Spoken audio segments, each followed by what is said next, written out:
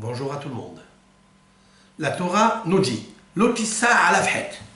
Lorsque tu reproches à ton camarade quelque chose, parce que son comportement n'est pas désirable, n'est pas conforme à la Torah, n'est pas conforme aux paroles des Hachamim, n'est pas conforme au Derech Eretz, c'est-à-dire à la politesse, il faut y faire très attention à ne pas apporter un péché sur lui, c'est-à-dire de le mettre en colère. C'est valable aussi pour le Lashon Hara. Lorsque vous parlez à votre camarade, il ne faut pas l'humilier que son visage change. C'est-à-dire que la beauté de son visage, la rousseur, la rougeur, l'éclat de son visage s'en va et il devient blanc. Ça, c'est un grand péché.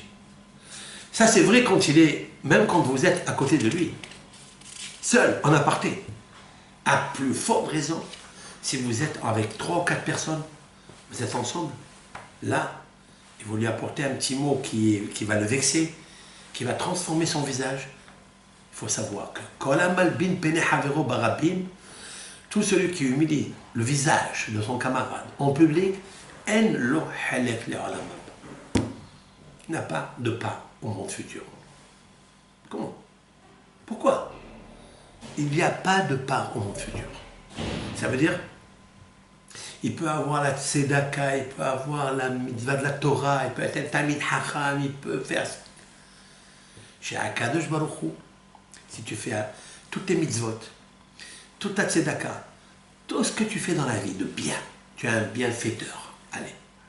Mais si tu as humilié ton camarade en public, Akadosh Baruch Hu, il dit, je te donnerai ta récompense dans le Gan Eden, mais la résurrection, tu ne l'auras pas. Et nous, on a la Emunah Shlema, qui a la résurrection. C'est une des fondements de la piété et de la foi. Donc, hasve shalom. S'il est arrivé un cas comme ça, il faut tout de suite prendre des avocats et aller devant ton camarade, lui demander pardon. Si tu l'as fait devant le public, tu lui demandes pardon. Pour avoir changé, transformé son visage.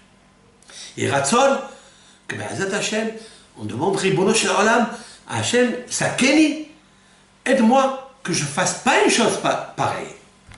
Et si je l'ai fait, je dois demander à Hachem, aide-moi à réparer tant que je suis vivant.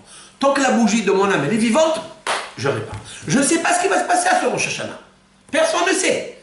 Mais je dois faire toute ma force dans mes possibilités pour me faire pardonner devant Kelbrou. Comme ça, mon camarade aussi, il me pardonne. Kol Tov Lachem.